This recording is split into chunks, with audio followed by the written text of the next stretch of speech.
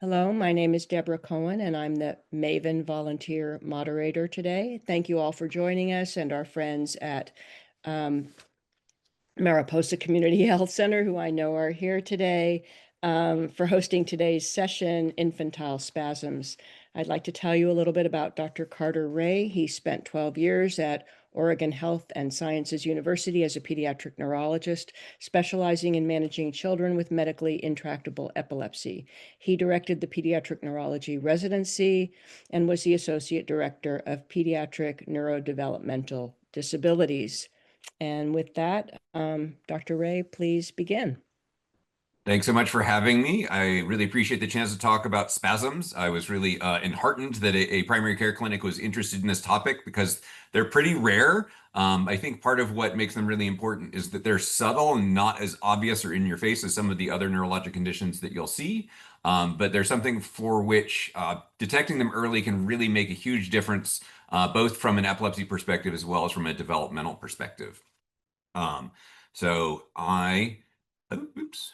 Apparently, I'm going to try and tap through. Have no financial disclosures, and this is sort of the standard boilerplate. And I think we just talked about how you can get CME. Unlike most of my talks, I'll be only briefly discussing off-label use of anti-epileptic drugs, just because a lot of drugs are not specifically indicated for children or not indicated for specific seizure stuff. So we're going to talk about what spasms are to begin with, and then who has them is certainly super important to you guys as primary care providers, having your antennae up for who's at risk, because I certainly think that knowing who's at risk will greatly increase the detection of them. Then once you figure out that they might have them, working it up, what are we trying to do from treatment perspectives and so far as what are realistic outcomes, and then the options for them, and then we'll sort of summarize that at the end. So there's two terms that are going to be used semi-interchangeably, and the spasm is obviously the seizure that I'm talking about. And West is a syndrome that I generally don't like using dead white men's names, but there's a reason I give a little exception for this. So spasm is the seizure itself, and the syndrome is the seizure as well as the things that go along with it. So it's an epileptic encephalopathy. Epileptic meaning it has to do with the seizures, but the encephalopathy is brain dysfunction.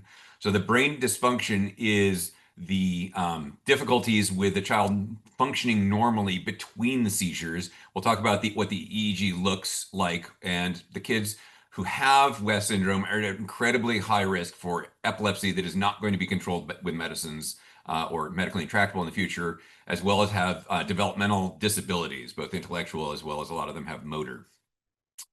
So the spasm itself is a very unique seizure. It's very short. There is some kind of contraction phase that may have sort of an initial contraction followed by a more sustained contraction. It can be different parts of the body that have those contractions. Some of those will cause flexor movements, so the body moving forward. Some of it will call extensor things, so either the body straightening up or the extremities going back from midline. And certainly many of them are a mixture of some parts of the body flexing forward, some extending backwards, and they can be asymmetrical, particularly if children have one side of their brain affected by some pathology. You can have hemispasm, so one side of the body is really spasming and the other doesn't. So that lasts for a small number of seconds. They often cry either as they're finishing the contraction phase or postictally. These spasms happen classically when the baby is waking up from a nap or sleep, or when they're going to sleep. They don't happen when the child is asleep, but the transitions to and from wakefulness and sleep are times when spasms tend to burst through. The spasms, as true seizures always are not suppressible. So many parents will put their hands on a child trying to see if they could stop the movement, and you can't stop these. The spasms have a really unique timing, and it's what makes it, on some levels, easier to diagnose. Because while the individual seizure is 1 to 3 seconds long, that's longer than a single jerk myoclonic seizure. It's shorter than what we would call a tonic seizure, which is usually 10 seconds or longer. But the fact that they happen in clusters. So the spasm will happen, 1 to 3 seconds of seizure, then they relax, and then 5 to 30 seconds later, they have another seizure. And the seizure clusters at first can just be 2 or 3 seizures long, but after they've been doing it for a few days, they will classically be 10 to 20 seizures in a cluster. So it will be many minutes of seizures happening. The good news about this is once they see the first one or two, they can often get out a phone and record it. And this is something that's really revolutionized spasm treatment compared to the early 2000s when I was doing my initial training, and it was very hard to get videos. Now it's really, really easy, and often the families can send them to you, and then hopefully you have a relationship with a neurologist where you can send it on to them to say, hey, this looks like it might be a spasm to me. Do you agree? And certainly the multiple clusters per day is such that the family should see it again and again. If it just happens once, it is not infantile spasms. But again, multiple seizures in a cluster, multiple clusters in a day really helps get a good, clear clinical history. And like I said, hopefully a video recording of it. So hopefully this will work. I put the links in the handout that you guys will get access to.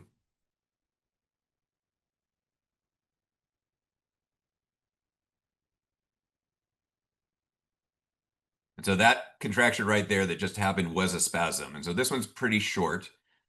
And there goes a more classic one where the arms are bending out away from his body. The eyes often sort of either flutter up or stare to a side before he comes back to looking at midline. So again, not a super obvious seizure. This is not a whole body convulsive seizure. He's not staying tonic or stiff for like I said, a tonic seizure would typically be 10 seconds or longer. Tonic that evolves into clonic would classically be 30 seconds to 3 minutes. So these individual seizures are much shorter, but they do happen in these clusters again and again. Some people ask, is this status epilepticus because you're having multiple seizures back to back? We don't think of this as being status epilepticus in the way that we do with other seizures where we try and intervene during the set of seizures because it's really not going to change anything trying to intervene during the cluster. You really want to wait and try and control the disease as a whole, but this is not something that 911 is helpful for. This is not something that emergency rooms are helpful for. And here's another slightly older child with slightly more obvious spasms. So he's sitting upright. He's using his hands in a controlled fashion. And then boom, dropping back, that sort of loss of muscle tone as his spine is bending forward. His head is coming forward. One of the earlier names for these were salam spasms in reference to it looking like a patient praying to Mecca in the Muslim faith. So again, multiple spasms happening back to back. I've had very type A engineered parents who say they happen every 12 and a half seconds. And you're like, wow, there really is a remarkable time lock with many children's spasms. So just small movements like this certainly could be easy to miss as seizures. And that's part of why we're having this talk, to help you guys be more aware of something that is subtle. That baby just cried at the end of the spasm, and that's another classic thing where their brain is electrically quite irritable, and so they may cry when they have them. So as I mentioned, William West is somebody I'm willing to give credit for naming the syndrome. He didn't try and name it after himself. He actually was describing his own child. So this paper from 1841 really has incredibly prescient description. So it's a singular species of that happens in young children. The child was healthy before he had them, and then he would have his bobbings of his head that would increase in frequency, heaving his head forwards towards his knees and relaxing upon upright, the repeating alternately at intervals of a few seconds, and then 10 or 20 more times in each attack. So really describing his child quite well. Yeah, I just think that the fact that this paper from hundreds of years ago is so incredibly descriptive is just really impressive. So again, it's an age-specific thing. So infancy meaning children under a year of age. The three things that we really consider the syndrome would be having spasms, neurodevelopmental regression. And so I certainly want to talk a little bit about development because many of these children may be developmentally impaired prior to the onset of spasms because of their underlying brain injury or dysfunction, but they will often lose skills. And that has to do with the idea of this electrical encephalopathy, where a child should be learning things as they get older. And when their brain goes into this electrical chaos that we'll talk about called hypsarrhythmia, they lose the ability to do long-term potentiation. Very fancy doctor word for learning how to do stuff.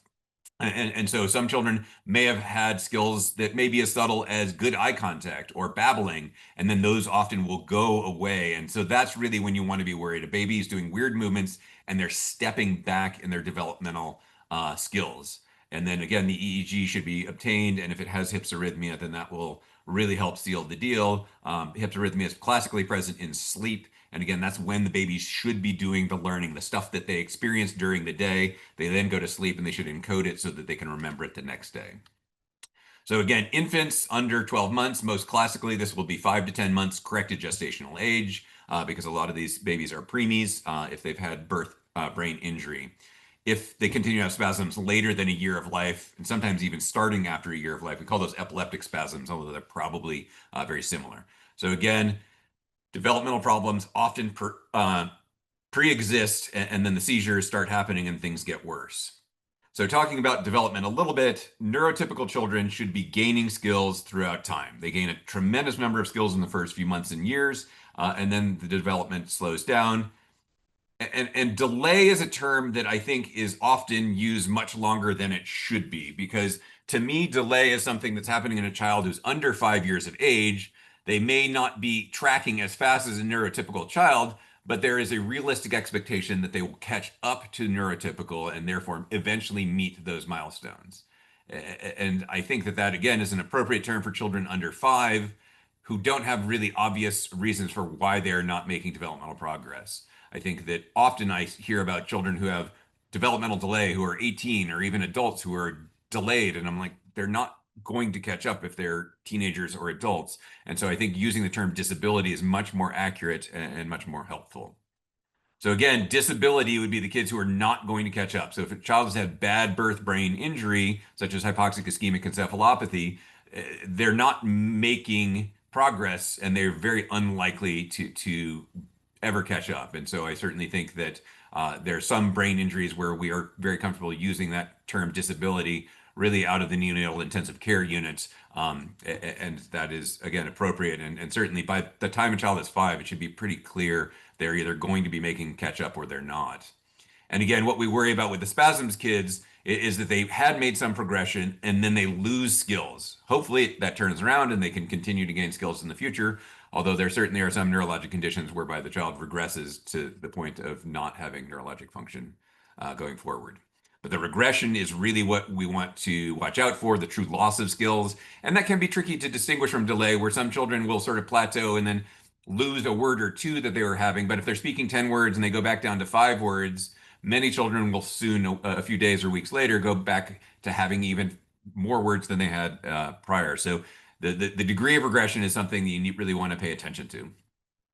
So the causes, like I said, birth brain injury, the most common of which would be hypoxic ischemic, that meaning a baby who did not get enough oxygen or enough blood flow of oxygenated blood to their brain. So that would be babies who've had things like either a nuchal cord tied around their neck, babies who've gotten caught in labor and been stuck in the pelvis, babies who've had meconium aspiration and therefore weren't able to get oxygen into their lungs. So all of those things are going to typically cause babies to spend a long time in the neonatal ICU. So babies who come out of the intensive care unit with brain injury are certainly the ones I want you to pay the most attention to. I've certainly experienced lots of these children who are following up in developmental pediatrics with the idea that, oh, the developmental pediatricians will be watching their brains. A, those visits happen infrequently, and B, I've even had some developmental pediatricians not pick up on the patient having spasms when they're back in developmental follow-up clinic. So if you have a baby who has been in the nursery for HIE, being very, very cognizant in that group, because they're really one of the largest of the groups we're going to talk about.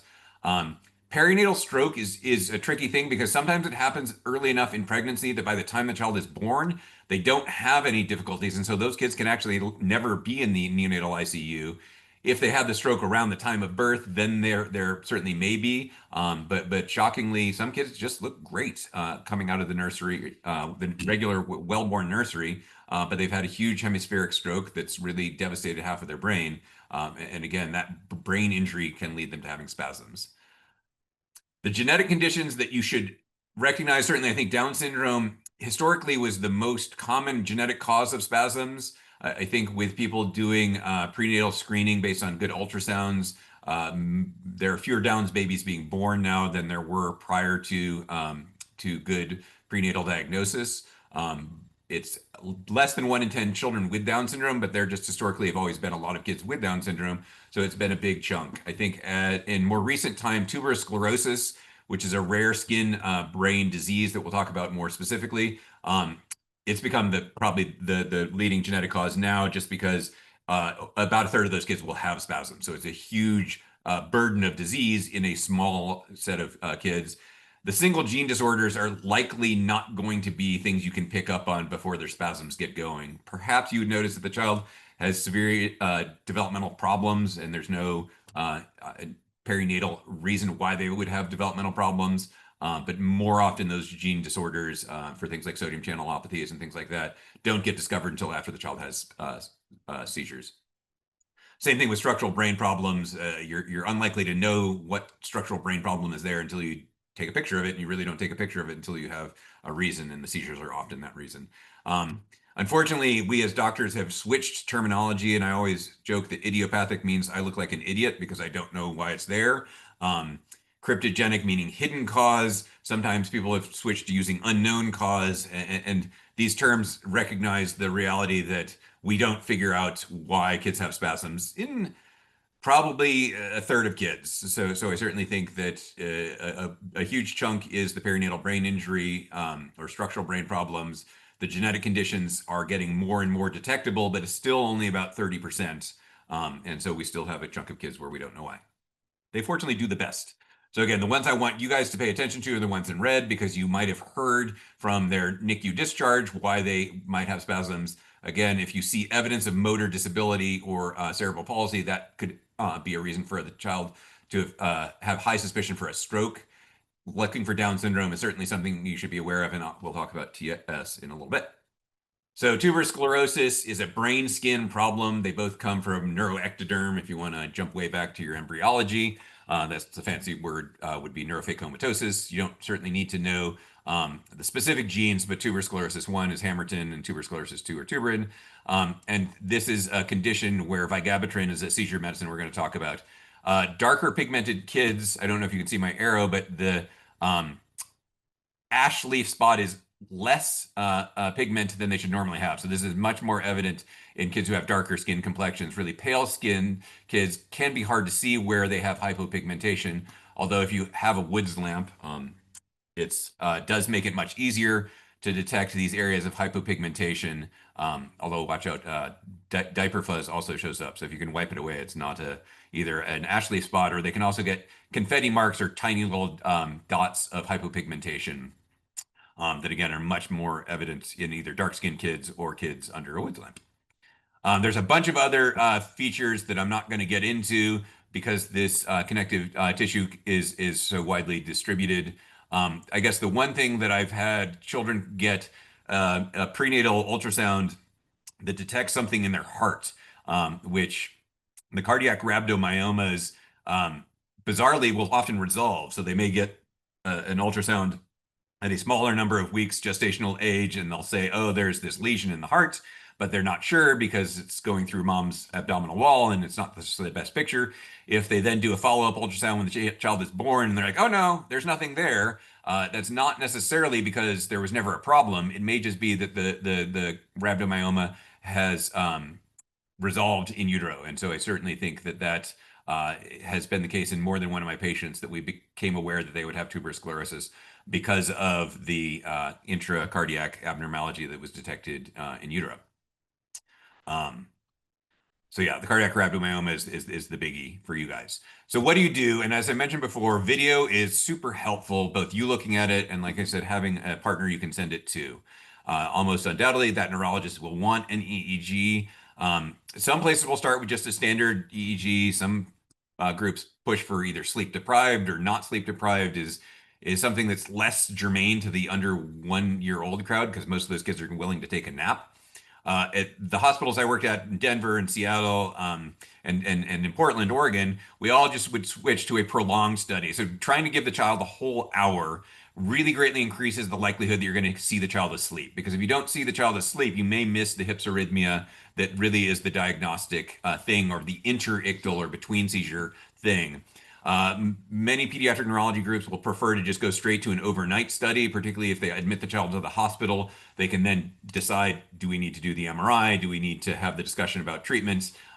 So a very long EEG can be helpful as well. But again, this is something where you should be in communication with your pediatric neurologist. Certainly, if the child looks like they have tuberous sclerosis, I would absolutely say yes, admit them to the hospital. That way we can do the EEG and the MRI and get all the specialty care that's going to be necessary for that child. I think if it's less clear, it's not a slam dunk spasms thing, then starting with an outpatient EEG can be helpful, as long as your pediatric neurologists have the ability to act on the outcomes, which hopefully they can, although I know pediatric neurology for you guys is probably either Tucson or Phoenix. And yeah, those are different difficulties, an hour and 2.5 hours away from you. So hypsarrhythmia, hips meaning high, arrhythmia meaning lack of normal rhythm. This is again more sort of neurology focused, but the idea that it's really high voltage, there's a lot more slowing or dysfunction in the brain activity, and the spikes are the evidence of risk for seizures. So it's a dysregulation that really, to me, makes sense for why these children are not able to learn, not able to maintain the developmental progress that they've made. So this is an EEG where it is spiky and has slow waves. So these waves are much slower, left, right, taking too much time compared to what a normal EEG would be, where it's more in the faster frequencies. There's no big spike anywhere. It's much more organized insofar as a front to back distribution. This is a little bit of an interesting article that was made it through peer review with infantile spasms without hypsarrhythmia. So I think it's kind of funny to think of babies having spasms. But again, the treatment that we want is to try and recognize it early, get them diagnosed, ideally stop the spasms altogether. For children who have normal brains, as far as we can tell, we would like their EEG to go from the hypsarrhythmia back to truly normal. So if there's no clear cause for it, we want them ideally have normal brain electricity. Certainly for the kids who have symptomatic things like hypoxic brain injury or tuberous sclerosis, their brains are never going to have totally normal electricity. But we do want the hypsarrhythmia to go away so that they can resume developmental progress. Again, development is a huge goal in treatment, and then also ideally preventing future epilepsy, ideally altogether. Certainly, if they do have epilepsy, making it so it's medically controllable as opposed to medically intractable would be a huge win for these children. So we went over the goals. Sorry, I switched the order of the slides. And so the initial treatments, adrenocorticotropic hormone, or ACTH, is certainly something that's been heavily used in the US. I think as more international studies have shown the equivalence of steroids that are a lot safer and a lot cheaper. We'll talk about those a little bit. And then vigabatrin is a specific seizure drug. But your typical seizure drugs are not helpful as first-line therapy. They may be used after these treatments have been tried and have not succeeded. But you certainly should not have babies with infantile spasms started on things like levetiracetam or Keppra. This is a slide I made when I first started giving talks about spasms about 20 years ago, which is that with high quality data, it's often very easy to make a decision. But unfortunately, there's low quality or lack of data in a lot of pediatric things, and that tends to get supplemented by a strongly held opinion and lots of people with very different opinions. So when I gave this talk at first, I'd say, people sort of were on the far right end where we had very little data. There was 39 patients studied by a woman named Dr. Tali Barham that compared ACTH versus prednisolone, and a lot of people felt absolutely adamant based on her data that we had to treat everybody with ACTH. Dr. Barham did a great study, but it was only 35 patients, and now we have studies with hundreds of patients that have made the decision-making a little bit more nuanced or filled in. So ACTH, as I mentioned, also known as corticotropin, is a naturally occurring hormone. It is given intramuscularly either once a day or twice a day. Acthar is the form that has an FDA approval in the US. So that is basically porcine or pig-derived 39 amino acid proteins that get sucked out and injected into children. We have synthetic ones that are used for non-infantile spasms conditions in the endocrine world. The rest of the planet uses synthetic stuff because it's a lot easier to get. It does have a few less amino acids, but does seem to work fairly comparably, although nobody's done a really good head-to-head with ACTH that is Acthar variety versus synthetic. One of the big issues with this is Acthar is obscenely expensive. The drug company that had its patents sold to somebody who basically wanted to make money, and so they increased the price from a few $100s a bottle to $100,000 per treatment course, and that has led to lots of problems. Um, so ACTH is also problematic in that a lot of kids will get hypertension. So most of these children, if they're on ACTH, either the neurologist should be arranging for blood pressure checks at their hospital, but if they live where you guys are down by the Texas Mexico border, they'll probably prefer that you guys do blood pressure checks, which can be hard to get a cuff small enough to check in a 2-month-old. But making sure that they don't have hypertension, if it is present, most commonly used antihypertensive would be hydrochlorothiazide. Unfortunately, that can be needed for much longer than the treatment of ACTH course, which usually is 4 to 8 weeks. These kids are immune suppressed. I've seen gram-positive sepsis. I've seen gram-negative sepsis occur in children on ACTH. And then pneumocystis was carnii when I was in medical school. I think they've tried to name it now after the doctors who figured it out. But that used to be something that was an AIDS condition, but definitely I saw a baby with it. And so the immune suppression is quite substantial. And so you as PCP is really watching out for, are these kids getting sick and managing that appropriately. Cardiac hypertrophy is something that you shouldn't be having to focus too much on. Electrolyte abnormalities can happen.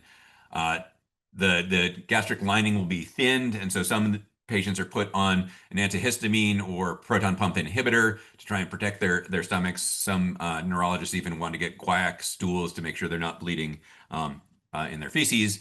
The babies who get sick may need stress dose steroids. So that's something that you'll probably want to be in touch with their neurologist and or endocrinologist, having support for how bad is their illness. And again, the duration of these problems can persist, particularly the hypertension lasts longer than the ACTH treatment course. And then the infection issues are something that's going to be really important to you guys. So as primary care providers, the precautions we need you to take is to not give them any immunizations while they're on the therapy. So for that 6 to 8 weeks, whenever they're done with therapy, you start a 6-week clock. After they're done, 6 weeks after the therapy is completely stopped, then you want to catch them up on the immunizations that they almost undoubtedly missed during their treatment phase. So all immunizations need to be on hold. You want to give injectable flu shots to family members if it's flu season. We want to try and prevent them from getting sick. And so if you can immunize their loved ones to flu, that would be great. I certainly think the loved one should also be up to date on their COVID vaccinations. So avoiding daycare, avoiding contact with sick people, particularly varicella. And I think you guys are close enough to the measles stuff that I'm sort of scared for you. And certainly unvaccinated people are very dangerous for these babies to be around. You don't want to give live virus vaccines, which would be measles, mumps, rubella, varicella, or nasal flu, as well as some less common ones, to anybody in the household because you don't want them shedding a live virus that could make the baby sick.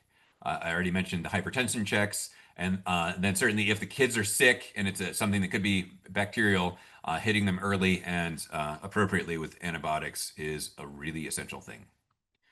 Oral steroids, prednisone or prednisolone, very similar molecules, but high doses. So the British studies have all just said start at 40 milligrams per day, go up to 60 if they fail the initial treatment. That's 7.5 milligrams per kilogram per day. So I've certainly had pharmacists call me on numerous occasions saying, do you really mean to give this baby this much prednisolone or prednisone? And the answer is yes. It is very important that it be high dose. That was one of the big problems with Dr. Barham's study, was that she used low dose prednisone to compare to high dose ACTH, which exacerbated the differences. The effectiveness of all the therapies is incomplete. Again, a lot of American neurologists really feel that ACTH is inherently superior. The international data has not borne that out, but again, the different forms of ACTH do cloud that a little bit. So vigabatrin is something that is branded in the US as Sabril. Interestingly, it was not FDA approved at all when I was starting training in the early 2000s. So we actually had a lot of families who would get this medication from Mexico because it was a lot cheaper than using the pharmacy that had an exemption that could import it from Europe. That was costing hundreds of dollars per refill as opposed to dozens of dollars south of the border. Um, so in tuberous sclerosis, it is clearly the drug that works the best. It's less clear if it may also be good in focal cortical dysplasia. It's a gamma aminobutyric acid analog, which is more than you probably care about. Um, the reason it didn't get approved in the US is visual field constriction. So this is a normal visual field that on the other side, we have a child whose vision has been constricted or an adult who's been constricted being on vigabatrin. Uh, it's unclear to me that losing a little bit of peripheral vision is a reason to stop giving a child this drug if it's really controlling their spasms and it's really helping with their development. Because these children will not go blind. They will retain core vision, but they will lose some outside edge stuff. So I like to tell families when I bring my fingers from behind my head, eventually I can see them when they're pretty much 120 degrees out. This is going to mean my fingers need to get a little closer to the middle before they can see it. This is another type of visual field test, but the idea that you're losing the fuzziness around the edges, but the core vision is retained. So vigabatrin follow-up requires evaluation by ophthalmology, although their ability to ascertain visual acuity and certainly visual fields is profoundly limited in young children. And if the ophthalmologist thinks that the child is blind, then they can just sign off on the case and say that it's not needed for ongoing treatment. So there have been a few key studies. As I mentioned, the Barham study way back when was very small and not so helpful. But in 2004, we had over 100 kids enrolled. Half were given vigabatrin, and then a quarter were on prednisolone, and a quarter were on ACTH. So they looked at that, and they felt, as an aggregate, they could definitely say that the hormonal arms were better than the vigabatrin. They couldn't see a clear difference between the prednisolone and the ACTH kids. It's very hard to power a study to see a very, very small difference. And again, you're talking about 25 kids in each of the hormonal arms. So it's a little bit tricky. But fortunately, the United Kingdom Infantile Spasms study was followed up because the Brits enrolled other countries to help out, although not many US centers. So UKIS also gave us 4-year follow-up of what was going on developmentally. And so looking at behavior through the Vineland Adaptive Scale, infants with no underlying etiology did better if they were hormonally treated than vigabatrin treated. So 96 would be close to the 100 of normal, and 63 being moderately to severely impaired. So there was significant difference, again, in the kids with no clear cause. If they had an underlying brain cause, then that was sort of a trump card that was going to impact their development. So those would be the symptomatic kids, which also had less epilepsy in the kids who had no clear cause. Then you had 72% of kids with symptomatic spasms continued to have epilepsy, whereas epilepsy was about 50-50, no cause versus symptomatic cause in the vigabatrin arm. So vigabatrin, not as good if they don't have tuberous sclerosis. The big issue here, I guess, has to do with the timing, that the lead time to treatment was such that the longer it took to get the child diagnosed and on therapy, the worse the outcomes were. So this was bucketing them into how many days or months it took for them to get diagnosed, and the longer the wait was, the worse the kids did. So this is why I really want you guys to get the kids in referral wise. So the ICISS included all the same British institutions, but also some Australians, some Germans, and they did a combination therapy to see was hormonal therapy with vigabatrin together better than just hormonal therapy alone. And here the numbers are almost 4 times what they had before. And then within the hormonal group, they put a third of the kids on ACTH and 2/3 of them on prednisolone, which they thought would help power it to see the difference. So this showed the seizure control was better at 1 month of therapy. Unfortunately, if you look 18 months out, that difference disappeared. So the babies who were going to have seizures came back more in the dual therapy arm, and then unfortunately, development was also not better at 18 months. And again, the delay to diagnosis was associated with worse developmental outcomes, really supporting what we knew before. And again, short duration therapy either ACTH or prednisolone is what was supported by their study. There's a US report. The last time the US came out with sort of a consensus study was in 2010. And again, heavy bias for ACTH with this group, unfortunately, representing a lot of people who had obtained money from Questcor, the company that, like I said, bought the patent for Acthar and jacked the price up by 50-fold.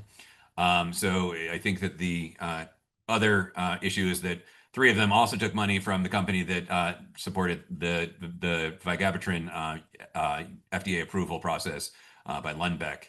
So Ed Trevathan being the sole representative who did not take money from one of these groups.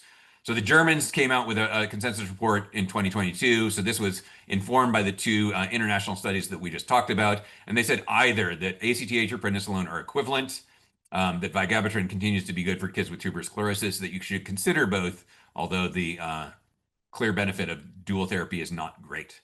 The goal for them was really to stop the spasms, treating quickly because that certainly is important. And if the first therapy doesn't work, switching quickly if you get an incomplete clinical response. Babies, unfortunately, with spasms do die at a much higher rate. Some of that has to do with the underlying pathology, that their brains may have neurodegenerative conditions that were going to cause them to die anyways. I certainly think that SUDEP, or sudden unexpected death in epilepsy, is something that is part of this patient population's reality. And as I mentioned, babies dying due to infections when on aggressive hormonal therapy. About 2/3 of these kids will have seizures for the rest of their lives, and that will be intractable to medicines, and that is going to be a serious impairment to their life quality. Motor problems, if they have global brain injury, they will be quadriplegic or have spastic or dystonic cerebral palsy. That happens to half of the children. Again, kids who have had a stroke on one side of the brain will have hemiplegic cerebral palsy. And then intellect will be impaired in 90%, with the majority of them being severe or profound cognitive disability. Blindness happens not so much from vigabatrin, but mostly it's cortical blindness. So children whose brain cortex and the occipital lobes cannot make sense of the visual input coming in from their eyes. So it is not an eye-based disorder. It is really a brain making sense of what the eye should be seeing. So as we talked about with development, the delay is associated with poor development as well as worse seizures, and that hormonal therapy is better than vigabatrin for the non-tuberous sclerosis kids. But development is something you have to watch out for. Again, not improved in ACTH compared to prednisolone or oral steroids, and then also the long-term seizure outcomes are not. So I put together a few case comparisons. So there's baby A versus baby B. And now hopefully I can pull up the chat and see if people are willing to type into the chat. Do they think it's baby A or baby B? So baby A is X26-week premature baby. Corrected gestational age is now 4 months. And the baby requires a ventilator due to their bronchopulmonary dysplasia. Whereas term baby at 6 months with the following foot and hand. Anybody willing to guess who is more likely to be having spasms with their little jerky movements? Baby A or baby B? And Dr. Cohen, I don't know if you can see anybody putting any things. We have one for A. Anybody else? So a little bit tricky because I talked about premature babies sometimes having brain problems, but if it's just lung injury that the child has had, that lung injury shouldn't put their brain at risk. This baby has what some people call a single transverse crease, or some people would call it a simian crease. Some people don't like that term because they feel like it's pejorative comparing a human to a primate, but we are actually all primates. So this crease and this sandal gap is also something that could go along with this face. And so this is a baby with Down syndrome. So Down syndrome babies, again, are ones where if they're doing weird movements, you really want to make sure that you're getting them on video and again, getting EEGs on these babies quickly. So here is an X34-week premature baby corrected to 8 months, only reaching with their left hand. The parents say, oh, but we're both lefties, so that's fine. And this on the right, baby B, is a term baby who has something funny above their butt. So if anybody wants to guess for A versus B, let me double check our time. So we're at 41 minutes. And we've got mainly We've A's. got a lot of A's, which is great because the thing on the right is a sacral dimple. which lots of babies just have sacral dimples. It does have a skin tag, so that certainly is concerning for possible spinal cord dysraphia. So things like spina bifida, and certainly doing an ultrasound of that baby's butt is a great thing, but it is unlikely to be associated with any problems with their cortex. So that could certainly, like I said, be spine problems or even Chiari malformations with the brainstem coming in and out the hole at the bottom of the skull or the foramen magnum. But baby A should not be obligately handed. Certainly, many babies should be reaching well with both hands by 4 months of age, certainly 5 or 6 months. That's really worrisomely late. And any baby under a year who really only uses one hand to reach is very, very worrisome for a perinatal stroke. So this, I'm guessing 9 times out of 10 is going to be a middle cerebral artery distribution stroke that happened in utero, and that is why the baby is obligately handed. So only able to use one hand is a bad, bad idea. Yes, left-handedness is inherited, but again, that really shouldn't declare itself until the baby is about 2 years of age. So yeah, so this is the type of baby where I would be expecting spasms. It could be a hemispasm, but bizarrely, some of these kids who only one side of the brain is problematic have really symmetric seizures. So that is just one of the many weird things that happens with brains. So this is definitely a baby who should have gotten head imaging based on the obligate handedness. But certainly, like I said, if they're doing seizure-like things, definitely working them up for seizures. Here is a video that gives a little bit of things saying, is it benign sleep myoclonus versus is it myoclonic seizures? So myoclonic seizures are a slightly shorter than infantile spasms seizure, but they're definitely kids who are sort of on the spectrum between spasms and myoclonic seizures. So this baby is doing some hand jerking. 2 months old versus an also 2-month-old baby with no abnormal movements, but you do notice this weird thing on the skin. So baby doing weird movements, baby not doing weird movements, but weird skin stuff. I have a B and another B, and that's right. And so A is a baby with benign sleep myoclonus. And I have seen babies much more violently myoclonic jerking than this. A, it should be suppressible, and B, it's only in sleep. So babies that only do stuff in sleep are not nearly as worrisome to us as neurologists, because babies do lots of weird jerky stuff, and particularly first-time moms are often scared quite understandably that like my baby's doing this weird jerks. And I've definitely seen sleep myoclonus that it looks huge amplitudes, hugely violent, but if you wake the baby up, it stops. You cannot stop spasms waking or sleeping. They will be awake during the spasms themselves. But absolutely, baby B having a hypopigmented macule is concerned for risk for TS. And again, a third of kids with TS are going to have spasms. So there's even been a research trial started that was putting kids on vigabatrin before they actually had spasms, thinking that that could avert the spasms, avert some of the developmental disruption, avert some of the medically intractable epilepsy. I don't think that that is ready for prime time, but I certainly think that being very, very aware of kids with TS, getting them in with a geneticist to talk about the confirmatory testing is a really good idea, because yeah, a third of these kids will have spasms.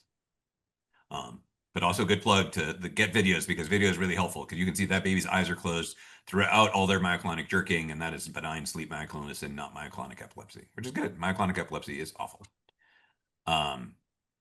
So again, spasms are different from other seizures. They are much shorter than any other seizure type other than myoclonic seizures, and as such, they can be missed.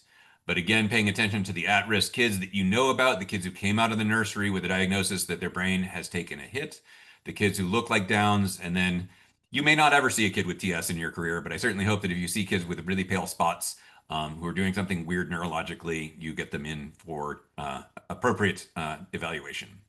The hormonal therapy, either ACTH or steroids, is a decision that will be made by their neurologist. Again, you need to be more worried if they're on ACTH insofar as what you need to do with regards to holding the baby's vaccines, what you need to do about making sure the rest of the family is appropriately vaccinated, ideally keeping this child from getting an infection, or if it is something you can treat with antibiotics, doing it. The vigabatrin will certainly be used for most of your kids if you have any with TS, and the earlier you can identify them, the better, and that will help maximize their developmental outcomes as well as their epilepsy outcomes. So I'm a heavily addicted whitewater kayaker, so I've ended this with a different picture of me going off of a waterfall than my first one. But I would love to hear people's questions if you have them, either through the chat. I can see, I actually don't see the Q&A thing. I can see that. Fabulous, I was to say. So my own computer limitations. Oh, thank you, Dr. Wray, for that very practical talk, and I love the cases. And you are one of how many pediatric neurologists that we have at MAVEN? I think we have three. There was a fourth, but I think she has stepped back from it. So there's yeah, it's a small number of us. I certainly hope that all of you out there are able to get your children in to actually see a pediatric neurologist, because hopefully most of them actually see Medicaid patients, which unfortunately there may be fewer Medicaid patients in the future than there have been in the past.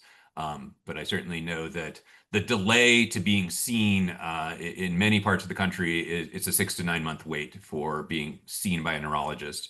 And this is where if you have something like spasms, getting a video to a neurologist to see it, getting the EEG ordered so that you can help get this child bumped to the front of the line, because waiting 6 to 9 months is just not at all acceptable. So again, I hope that your local providers are able to work with you. Certainly, I'm delighted to facilitate seeing videos. Right now, Maven only supports that through doing a live, uh, uh, instead of doing a typed up consult, you can do request a video consult where we can actually see each other face to face, and I could see videos that way.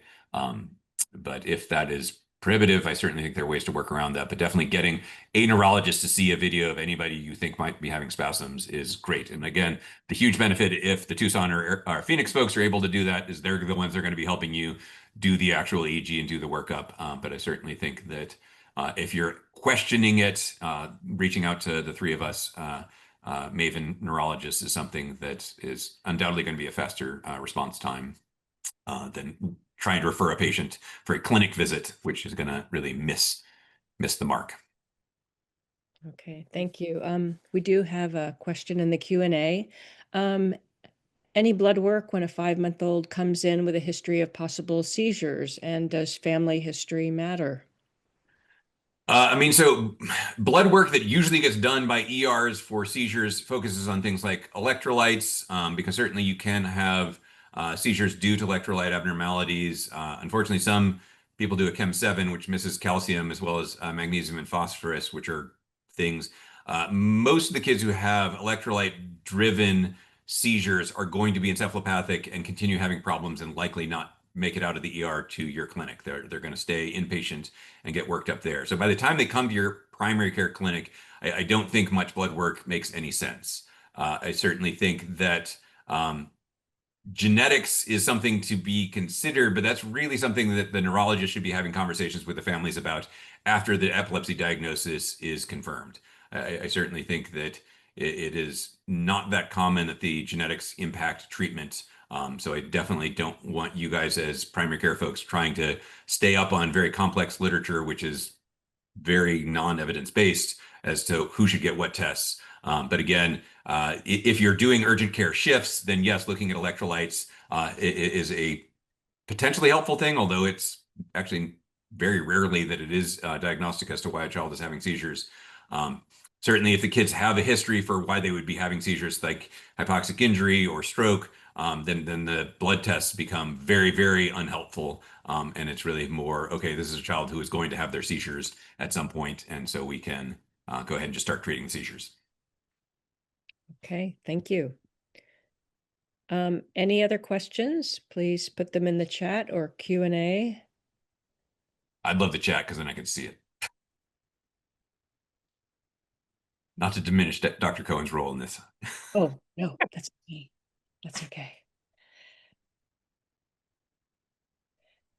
And for those of you who are not part of Mariposa, but part of other clinics, you also are very much able to request talks that you would like to hear from pediatric neurology and all of our other specialties on MAVEN. So please consider doing that, because we have a whole library of talks, very practical talks like this one that we're able to give to you. So I'll put a plug in for myself. I'm doing another talk on sort of pediatric seizures writ large. So epilepsy and what that means for the non-spasms crowd. I certainly think that this talk is particularly helpful because there's so many um, uh, it's just so hard to get them. So, Suzanne, great question. What do we do when the local hospital is unresponsive? And so that's where MAVEN, the three of us, are delighted to certainly do a typed consult real quick. Like I said, if you have a video that you want us to see, if the child has gotten head imaging that you want us to be able to see the pictures, we can do a video-based consult where we can see your screen, see the videos that you have, see the head imaging that you've had done.